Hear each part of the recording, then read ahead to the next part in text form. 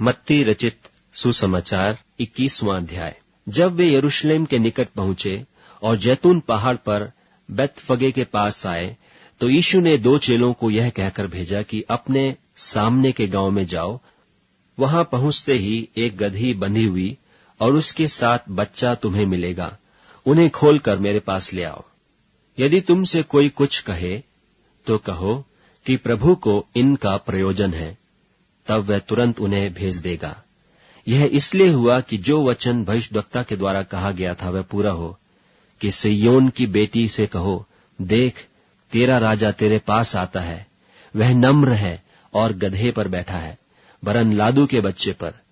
चेलों ने जाकर जैसा यीशु ने उनसे कहा था वैसा ही किया, और गदही और बच्चे को लाकर उन पर अपने कपड़े डाले, और वह उन पर बैठ गया। और बहुतेरे लोगों ने अपने कपड़े मार्ग में बिछाए, और लोगों ने पेड़ों से डालियां काटकर मार्ग में बिछाई। और जो भीड़ आगे आगे जाती और पीछे पीछे चली आती थी, पुकार पुकार कर कहती थी कि दाऊद के संतान को होशाना, धन्य है वह जो प्रभु के नाम से आता है, आकाश में होशाना। जब उसने यरूशलेम में प्रवेश किया तो सारे नगर में हलचल मच गई, और लोग कहने लगे, यह कौन है?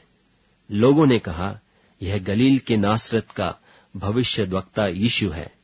यीशु ने परमेश्वर के मंदिर में जाकर उन सबको जो मंदिर में लेन देन कर रहे थे निकाल दिया, और सर्राफों के पीढ़े और कबूतरों के बेचने वालों की चौकियां उलट दी, और उनसे कहा, लिखा है कि मेरा घर प्रार्थना का घर कहलाएगा, परंतु तुम उसे डाकुओं की खो बनाते हो। और अंधे और लंगड़े मंदिर में उसके पास आए, और उसने उन्हें चंगा किया।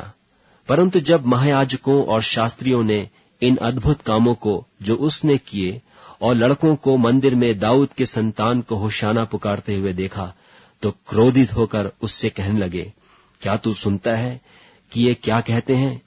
यीशु ने उनसे कहा, हाँ, क्या तुमने यह कभी नहीं पढ़ा कि बालकों और दूध पीते बच्चों के मुंह से तूने स्तुति सिद्ध कराई? तब वह उन्हें छोड़कर नगर के बाहर बैतनिय्याह को गया और वहां रात बिताई। भोर को जब वह नगर को लौट रहा था तो उसे भूख लगी, और अंजीर का एक पेड़ सड़क के किनारे देखकर वह उसके पास गया, और पत्तों को छोड़ उसमें और कुछ न पाकर उससे कहा, अब से तुझ में फिर कभी फल न लगे। और अंजीर का पेड़ तुरंत सूख गया।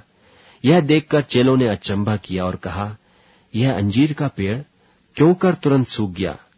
यीशु ने उनको उत्तर दिया कि मैं तुमसे सच कहता हूं, यदि तुम विश्वास रखो और संदेह न करो, तो न केवल यह करोगे जो इस अंजीर के पेड़ से किया गया, परंतु यदि इस पहाड़ से भी कहोगे कि उखड़ जा और समुद्र में जा पड़, तो यह हो जाएगा।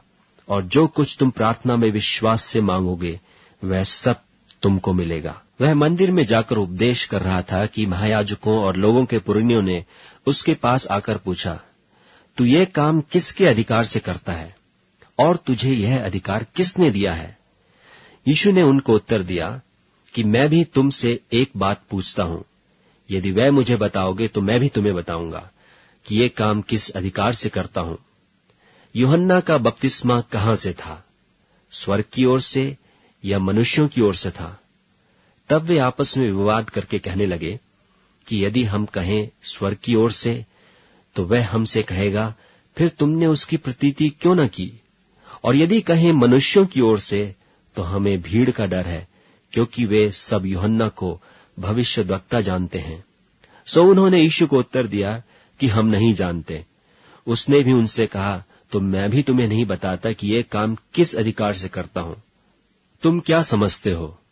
किसी मनुष्य के 2 पुत्र थे। उसने पहले के पास जाकर कहा, हे पुत्र, आज दाख की बारी में काम कर। उसने उत्तर दिया, मैं नहीं जाऊंगा, परंतु पीछे पछता कर गया। फिर दूसरे के पास जाकर ऐसा ही कहा। उसने उत्तर दिया, जी हां, जाता हूं, परंतु नहीं गया। इन दोनों में से किसने पिता की इच्छा पूरी की? उन्होंने कहा, पहले ने।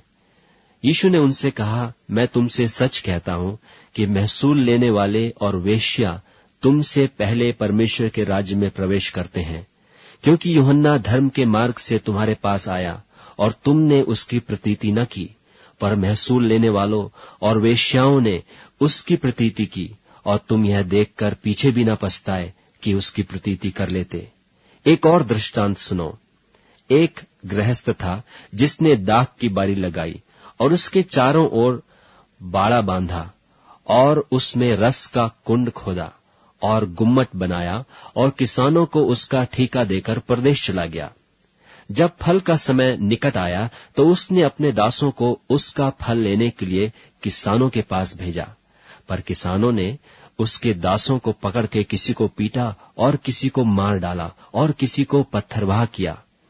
फिर उसने और दासों को भेजा जो पहलों से अधिक थे, और उन्होंने उनसे भी वैसा ही किया। अंत में उसने अपने पुत्र को उनके पास यह कहकर भेजा कि वे मेरे पुत्र का आदर करेंगे। परंतु किसानों ने पुत्र को देखकर आपस में कहा, यह तो वारिस है, आओ उसे मार डालें और उसकी मिरास ले लें। और उन्होंने उसे पकड़ा और दाख की बारी के बाहर निकालकर मार डाला। इसलिए जब दाख की बारी का स्वामी आएगा तो उन किसानों के साथ क्या करेगा?